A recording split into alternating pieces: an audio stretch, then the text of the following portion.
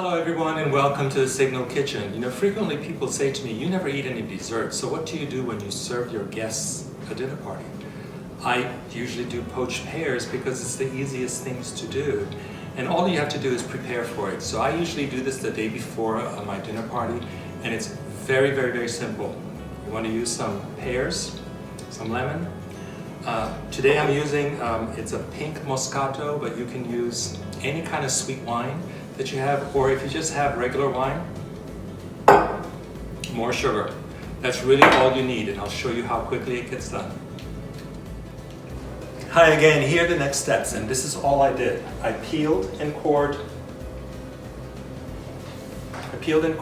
pears, and I put them in water with a little bit of squeeze of lemon juice to make sure they don't kind of oxidize and get brown. And then all you're going to do now is take your whole bottle and turn your flame on and pour it in here. You want to be able to, in essence, almost cover the entire thing when you put it in. So I'm using just the whole bottle right now for my pears, and I'm going to squeeze 2 of my lemons in here. And I'm using Mylar lemons, so if you're lucky enough to be able to find these in the stores, get them, because they have a really kind of a sweet, lemony flavor, which is, I think, so much better than regular lemons. But if all fails, just go ahead and use regular lemons. And if you have limes, so be it, use limes. I've also done this with orange juice, so depending on which way you want to do it, you can do that. Now, Moscato is already sweet, and if you're not using Moscato and using a dark red wine, if you want to give a nice tinge of a color to it, just use a regular red wine and just put a lot more sugar or honey or agave syrup, whichever you prefer to do. I'm just happy to use some raw turbino sugar, so I'm putting quite a bit in there. And I'm going to actually taste it to see how sweet it can get. What you want to do is get it kind of on the sweet side. It might feel a little too sweet to you, but it's okay, because what you're going to do is you're going to be poaching the pears, and it's not going to all soak into the pears.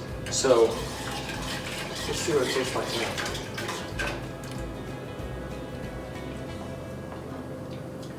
Maybe a little more. There we go, put the whole thing in.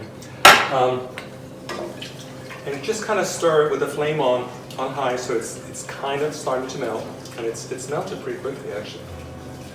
So once you get that done, even though it's not melted completely, don't worry about it, because it will once you get all the pears in. Just get your pears cut side down into your pot and just gently put them all in.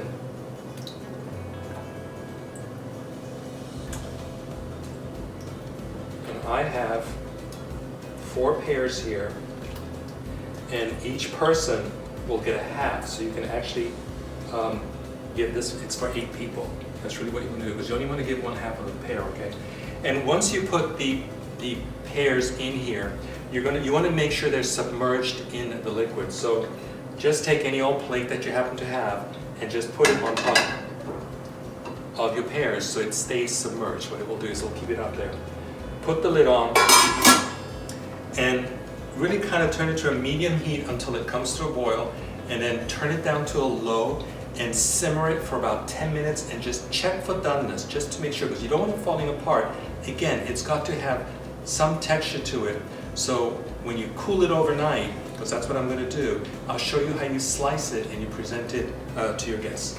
So that's all it is. It's as easy as this. Okay, it's been about 15 minutes and I checked it, and I waited 3 more minutes. So total time right now that I've cooked this for is 18 minutes. And all I'm going to do is just test it again, because I tested it a little earlier on and it was a little still too hard. This is where you have to be kind of careful. Picking up this plate. And what you want to do is just take your fork and press it. And if it gives gently but it's still firm, you're done. Turn it off, leave the lid off, let it cool. And when it cools in the pot, put it into another dish. I put it in the refrigerator overnight, and then it will be perfectly cooked.